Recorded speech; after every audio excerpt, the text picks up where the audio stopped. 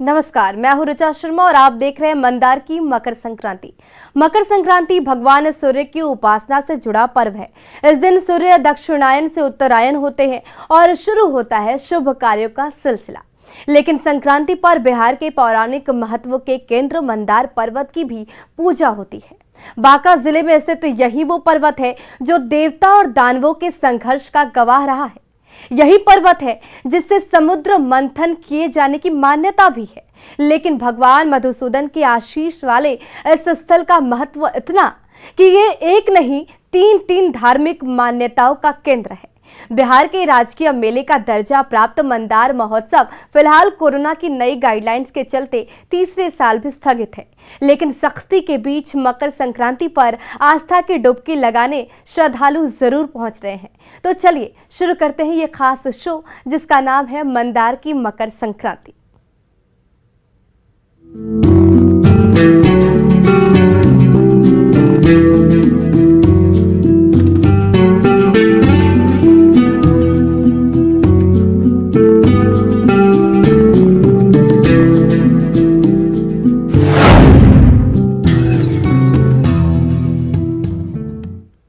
मकर संक्रांति की बात हो और मंदार पर्वत का जिक्र ना हो ये संभव नहीं है, क्योंकि इसी पर्वत से समुद्र मंथन हुआ था।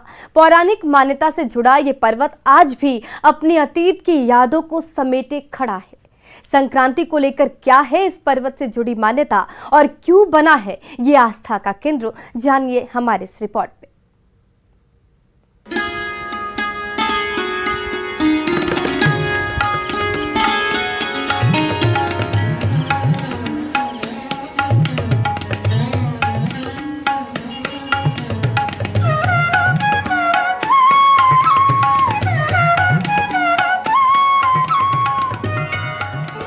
धर्म ग्रंथ और प्राचीन मान्यताओं के मुताबिक देवता और दानवों ने समुद्र मंथन किया था।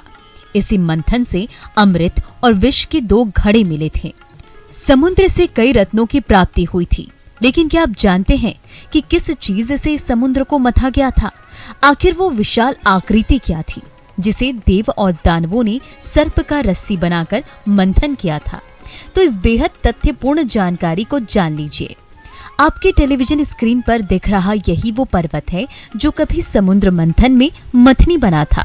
इसी पर्वत से महादेव के सर्प बासुकी की रस्सी बनाकर अतः समुद्र को देव और दानवों ने मथा था। यह पर्वत मंदराचल यानी कि मंदार पर्वत के नाम से जाना जाता है, जो बांका जिले के बौंसी प्रखंड में स्थित है। इस बेहद पौराणिक महत्व वाले पर्वत की कथा हम यूं ही आपको नहीं सुना रहे हैं। मकर संक्रांति के मौके पर तो इस पर्वत का खास महत्व है।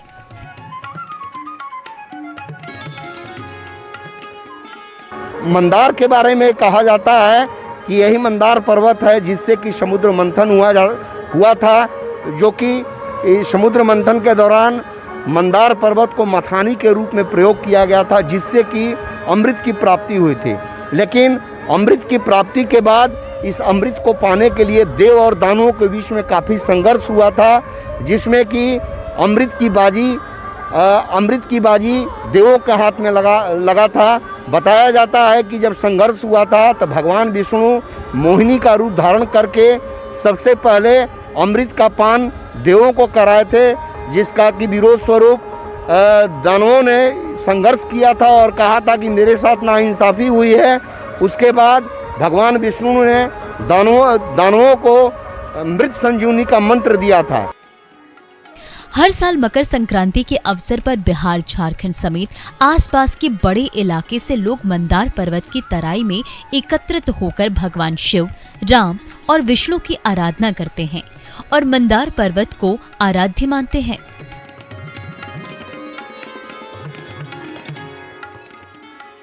पौराणिक मान्यता के मुताबिक मंदार पर्वत के पास भगवान विष्णु मधु और कैटव 2 राक्षसों का संहार किए थे। राक्षस मधु का सिर मंदार पर्वत पर गिरा था। बताया जाता है कि वध होने के समय ही मधु ने भगवान मधुसूदन से इच्छा प्रकट की थी कि जब सूर्य उत्तरायण होगा तब स्वयं भगवान मंदार में आकर दर्शन देंगे।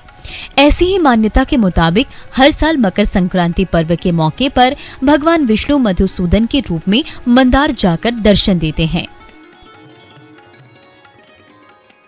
और भगवान मधु और कैटव के अपने हाथों से उद्धार किए, तो उस समय मधु कैटव ने स्वयं वरदान भगवान से मांगे कि भगवान आप हमें स्वयं यहाँ आकर के दर्शन दीजिए। जो उसी उपलक्ष्य पर जो जिस समय उनका सर काटा गया, वह सर मंदार पर्वत पर गिरा और एक का जेठौर पर्वत पर गिरा। यहाँ मधु का गिरा, वहाँ कैटव का गिरा। तो भगवान के सामने जो वरदान मांगा था कि आप जो ही सूर्य का उत्तरायण हो, मकर की राशि में सूर्य प्रवेश करे, तो ही आप आकर के यहाँ दर्शन दीजिए। इसलिए भगवान यहाँ से स्वयं जा करके मधु कैटव को मंदार पर्वत पर जाकर के पापरणी का जल सिंचित करके दर्शन देते हैं, जो उसी उपलक्ष्य पर यहाँ मेला लगती है। यही मुख्य वजह है जो मंदार पर्वत की तराई में हर साल मकर संक्रांति के मेले का आयोजन होता है। बौंसी स्थित भगवान मधुसूदन का ये दिव्य मंदिर हर साल इस खास क्षण का गवाह बनता है और ऐसे ही भगवान मधुसूदन की शोभा यात्रा निकलकर मंदार की तराई तक जाती है। मंदार की तराई में स्थित इसी अष्टकलम मंदिर के चारों तरफ बने सरोवर को पापहरणी के नाम से भी जाना जाता है। मान्यता है कि इस सरोवर में स्नान के बाद भगवान मधुसूदन की पूजा कर दान करने से लोगों को मुक्ति मिलती है। एक श्लोक आया है कि मंदारम शिखरम दृष्ट्वा दृष्ट्वा वा मधुसूदनम कामधेन्वा मुखम दृष्ट्वा पुनर्जन्मन अविद्यते। ये दर्शन जो है मंदार का दर्शन और मंदार के सन्निकट भगवान मधुसूदन किंवदंती, एक वाक्य दान में कहा जाता है कि भगवान मधुसूदन जब मधु दैत्य का वध किए थे तो उसको ये वरदान मिला था कि आप हमको साल में एक बार आके दर्शन दें। इसलिए भगवान को यहाँ पे लाया जाता है। और बगल में 1 किलोमीटर दूरी पे कामधेनु गाई है। मंदार के शिखर का दर्शन, मधुसूदन का दर्शन और कामधेनु का दर्शन, इस पापहरणी गंगा में नहाने के बाद अगर पूजन अर्चन दर्शन की जाए तो मेरा कथन है और शास्त्र का भी कथन है कि उसको मोक्ष की प्राप्ति हो जाती है।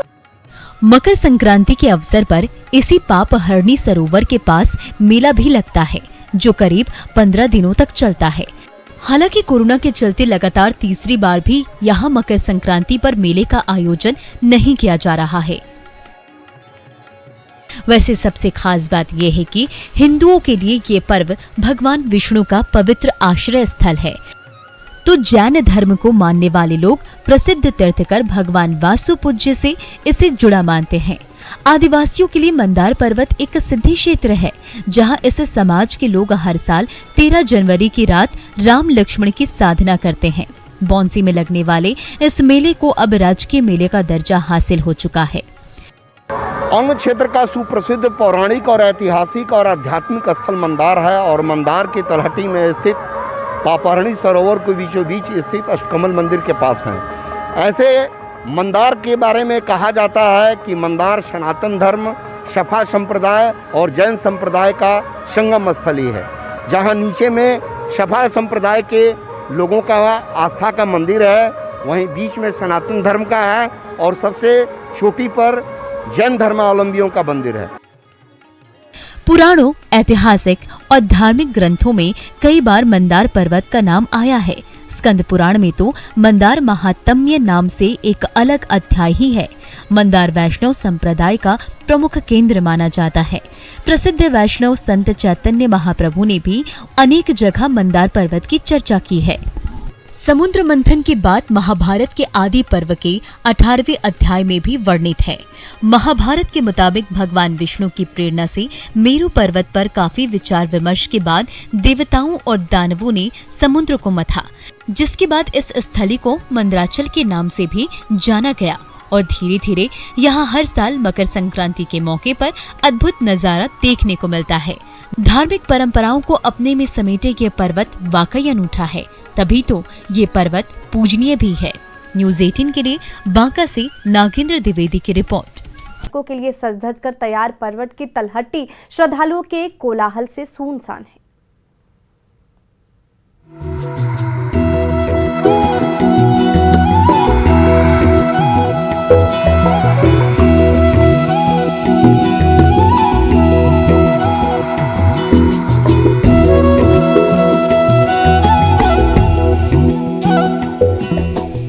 अंग क्षेत्र का पौराणिक ऐतिहासिक और आध्यात्मिक स्थल मंदार। समुद्र मंथन का प्रतीक मंदार, हिंदू मान्यता से जुड़ा बड़ा धार्मिक केंद्र मंदार। जैन धर्म को मानने वाले लोग हों जो खुद को तीर्थंकर भगवान वासुपुजी से जुड़ा मानते हैं, या फिर आदिवासी समाज हो जिनके लिए मंदार पर्वत एक सिद्धि क्षेत्र है। काले पत्थर से निर्मित करीब 700 फीट ऊंचा मंदार पर्वत अपने आप में अनेक दंत कथाओं को समेटे हुए है।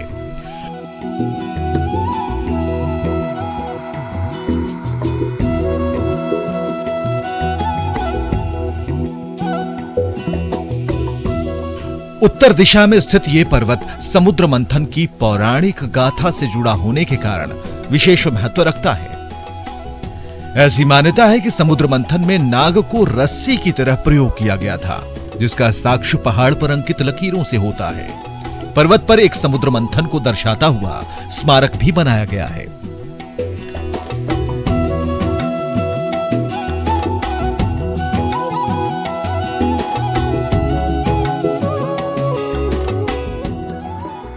पुरातत्व जानकारों के मुताबिक मंदार पर्वत की अधिकांश मूर्तियां उत्तर गुप्त काल की हैं। मंदार के सर्वोच्च शिखर पर एक मंदिर है जिसमें एक प्रस्तर पर पद चिन्ह अंकित हैं। बताया जाता है कि ये पद चिन्ह भगवान विष्णु के हैं, पर जैन धर्मावलंबी इसे प्रसिद्ध तीर्थंकर भगवान वासुपुजी के चरण चिन्ह बताते हैं और पूरे विश्वास और आस्था के साथ दूर दराज से इनके दर्शन करने के लिए आते हैं।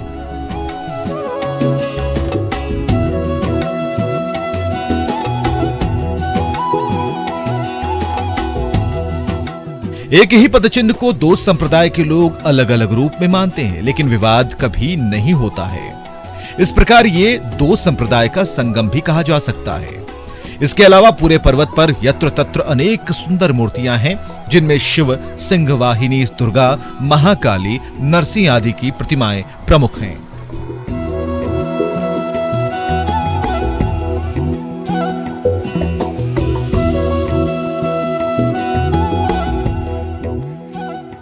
पर्वत के आसपास की प्राकृतिक खूबसूरती हो या फिर मंदार की तराई में बसा ये खूबसूरत पापहरणी परिसर, अष्टकमल मंदिर की शानदार बनावट की बात हो या मंदार से समुद्र मंथन का ये प्रतीक चिन्ह, बेहद अलौकिक और मनमोहक ये नजारा किसी को भी अपनी ओर आकर्षित कर लेगा।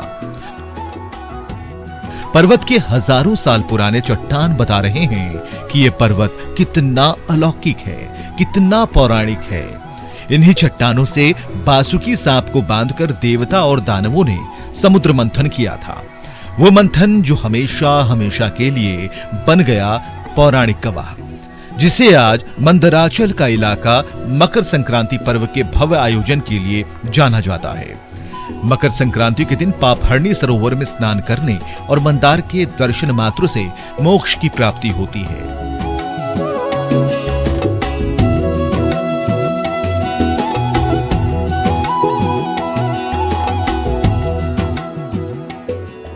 ऐसी मान्यता है, दशकों से चला आ रहा मंदार महोत्सव हर उस ऐतिहासिक क्षण का गवाह रहा है जिन्हें हम पुराणों में पढ़ते हैं और जानते आए हैं।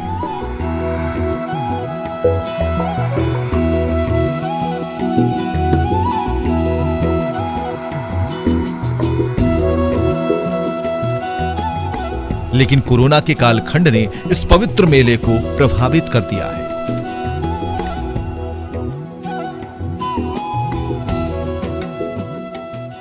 मंदार महोत्सव को राजकीय मेले का दर्जा मिलने के बाद से राज्य सरकार की ओर से सौंदर्यीकरण पर काफ़ी ध्यान दिया गया। यहाँ पर करोड़ों रुपए के लागत से सौंदर्यीकरण का कार्य किया गया और आप देख सकते हैं कि मंदार पर चढ़ने के लिए रज्जू मार्ग का भी निर्माण किया गया। ऐसे में देखा जाए तो लोगों की काफ़ी भीड़ उमड़ती है रज्जू मार्ग पे भी चढ़ने के लिए। हालांकि अवधि बंद है और कोरोना को लेकर पिछले 3 वर्ष से यहाँ पर मंदार महोत्सव और जो मकर संक्रांति का अवसर पर मेला लगता था उसको भी रोक दिया गया है। ऐसे में देखा जाए तो महोत्सव और मेला के प्रतिबंध होने के चलते लोगों में निराशा है। बौंसी बांका जिले का एक प्रखंड है जिसकी सीमा पड़ोसी राज्य झारखंड से लगती है।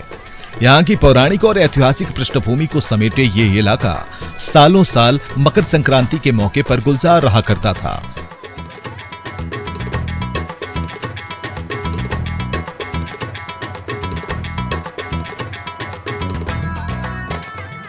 बिहार झारखंड ही नहीं, दूर दराज इलाकों से पर्यटक, श्रद्धालु और कारोबारी यहाँ के मंदार महोत्सव का दीदार करने जरूर आते थे।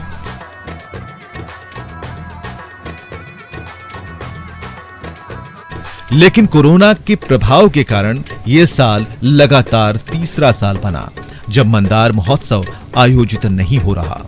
इतने दिनों बाद इस बार जब उम्मीद जगी थी कि सब कुछ पहले जैसा सामान्य हो पाएगा, मेले का वो पुराना रूप फिर से देखने को मिलेगा, तो इस बीच तेजी से बढ़ रहे संक्रमण के मामलों ने एक बार फिर मधुसूदन के पट बंद कर दिए।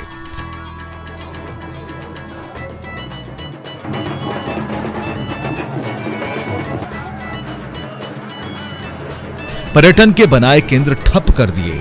लोग कितने मायूस हैं, इनकी पीड़ा भी सुन लीजिए। कल भी बोलता है बंद है, पूरा मंदिर सब पूरा बंद है। अरे कहाँ मेला नहीं लग रहा है? बोल रहा है कोरोना के वजह से लॉकडाउन लगा हुआ है, इसके लिए पूरा मंदिर सबका तो पूरा गेटे बंद है। अच्छा, तब फिर भी हम लोग आस्था के लिए से थोड़ा आए, पूजा वूजा करके जा रहे हैं। आस्था बरकरार है। आस्था बरकरार है। जहाँ तक लगता है कि ये कल मतलब मेला लगना चाहिए, लेकिन नहीं लगा है, तब फिर भी हम लोग आए। जो यहाँ तो पवित्र धार्मिक तो है ही, लेकिन यहाँ पर लोग आदिवासी समाज के जो है पूर्वज से ही यहाँ पर नहा धोवा के बाबा के पास जल उल चढ़ाते हैं। यही सब कह के मने भीड़ भाड़ नहीं या मेला का आयोजन नहीं होने से कुछ निराशा है? निराशा तो है सर, बाबा का कहे कि बाबा का जो है पूजा पाठ भी अर्चना करते हैं। आपका नाम क्या? दशकों से आयोजित होते रहे मंदार महोत्सव का रंग फीका पड़ चुका है, क्योंकि संक्रमण की रफ्तार ने आयोजन पर ब्रेक लगा दी है। श्रद्धालु निराश हैं, कारोबारी परेशान हैं, क्योंकि दूसरे राज्यों से आने वाले व्यापारी हों या स्थानीय स्तर के उद्यमी, इस मेले से जो उम्मीदें बंधी होती थी वो खामोश हो चुकी हैं।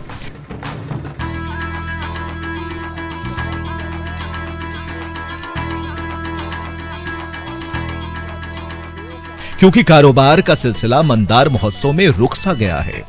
वैसे ये हाल तब है जब इस महोत्सव को बिहार सरकार ने राजकीय मेले का दर्जा दे रखा है। पर्यटन को बढ़ावा देने की भरपूर कोशिश की गई है, लेकिन कोई चाहकर भी कुछ नहीं कर पा रहा, क्योंकि समय कोरोना का है, महोत्सव और उत्साह का नहीं। कोरोना की वजह से यहाँ पर मंदार महोत्सव लगातार कैंसिल कर दिया जा रहा है। इससे स्थानीय लोगों के साथ साथ जो बाहर से आने वाले सैलानी और जो पर्यटकों के साथ साथ यहाँ पर रोजगार की असीम संभावना होती है।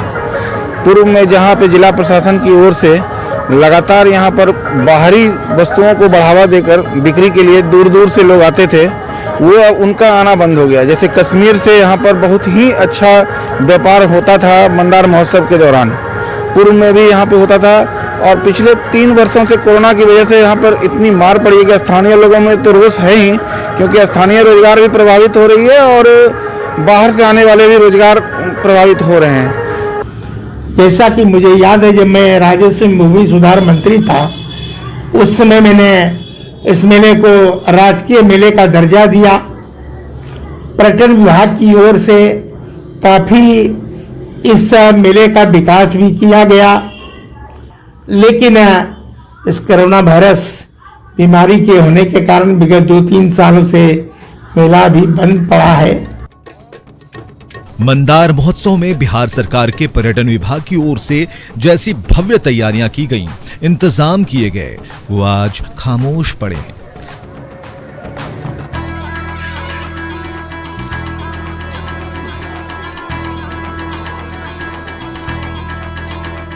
बात चाहे पापहरणी परिसर में मोटर बोटिंग की हो या फिर रोपवे पर्वत के शिखर तक के सैर की, पर्यटन ठप है, सैलानी मायूस हैं, कारोबारी चिंतित हैं, क्योंकि कोरोना के बढ़ते केस डरा रहे हैं, हमें सतर्क कर रहे हैं, क्योंकि हमारी जान से बड़ी कीमत कुछ भी नहीं, हमारी समझदारी और सूझबूझ से बड़ी कोई बात नहीं।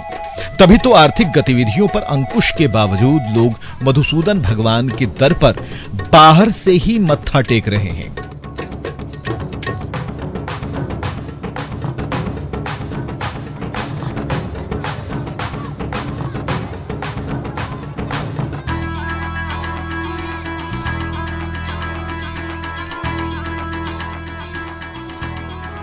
और कामना कर रहे हैं कि जल्द सब कुछ ठीक हो जाए, जल्द सब कुछ सामान्य हो जाए और एक बार फिर से मंदार महोत्सव अपने पुराने रंग में रंगा नजर आए।